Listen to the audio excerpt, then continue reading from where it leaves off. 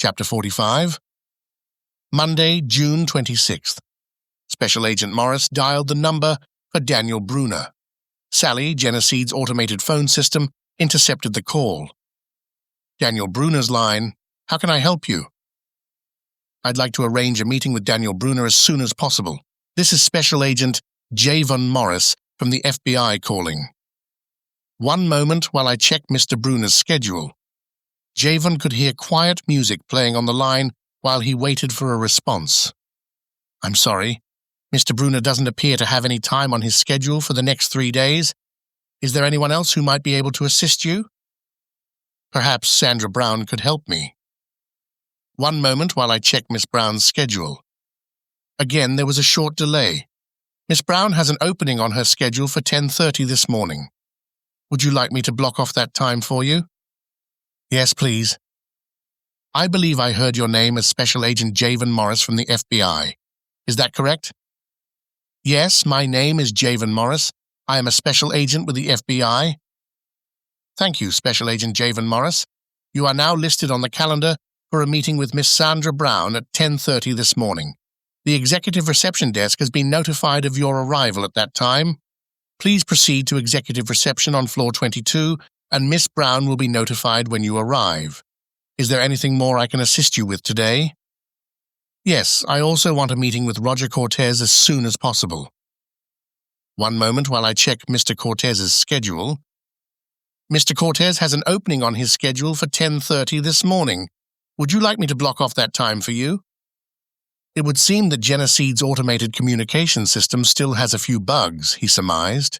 Slightly frustrated with the system, he responded, "No. What other time is he available?" "One moment while I check Mr. Cortez's schedule." "Mr. Cortez has an opening on his schedule for 11 o'clock this morning. Would you like me to block off that time for you?" "Yes." Sally then went through her spiel, informing him where to attend and which elevator to take. When she finished providing the directions, Javon hung up. "At least I'll get answers from 2 of the 3, Cortez being the one I'm most curious about." Stephen felt emotionally stronger after his time with Dr. Laura the previous day. She promised to see him every day until he was fully recovered.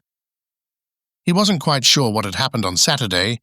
He just knew something had triggered a memory that threw him into hysterics.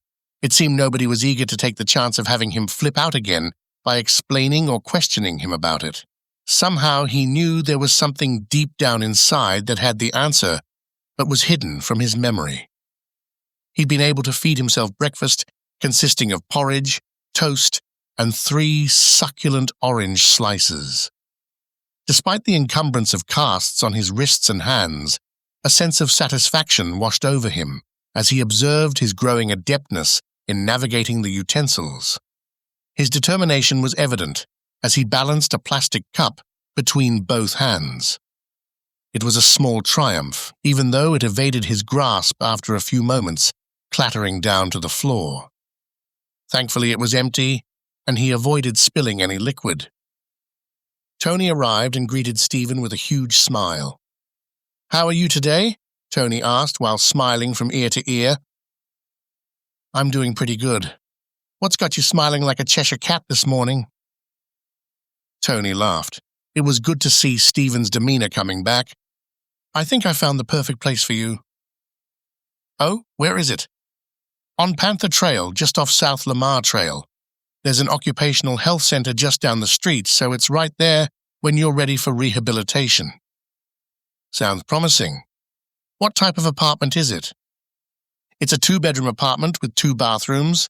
It's got its own patio, is wheelchair accessible, and there's a very nice pool when you're able to get back in the water. It's close to shopping and all sorts of restaurants." "What about furniture and the rent?" "I found a company that will rent furniture for however long you want. The rent is reasonable for what you get, and that's on my tab anyway." "Do they want a lease?" "They want a year lease, but even if you're only there for 2 or 3 months, I can sublet the apartment." "That sounds pretty good. I'd sure like to see it before making the decision. I just happen to have a bunch of pictures I took on my phone."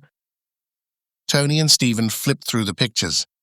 The more of the place Stephen saw, the more he liked it, and was excited about the possibility of moving in.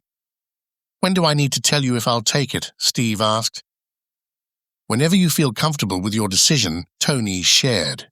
He didn't divulge that he'd already finalized a year-long lease for the apartment.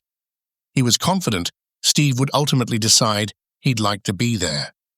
Considering the convenient amenities in the vicinity, it seemed the perfect place for him to recover and rejuvenate. "Would it be okay if I let you know tomorrow?" Steve asked. "Absolutely, there's no rush. You take your time." As they finished their conversation, Dr. Laura appeared at the door. "Good morning," she announced as she stepped into the room. "Good morning, Laura," Tony replied. "How's your day so far?" "Just fine. And how's my favorite patient doing this morning?" "I'm actually doing pretty good today. I think our talk yesterday helped a lot," Steve said with a smile.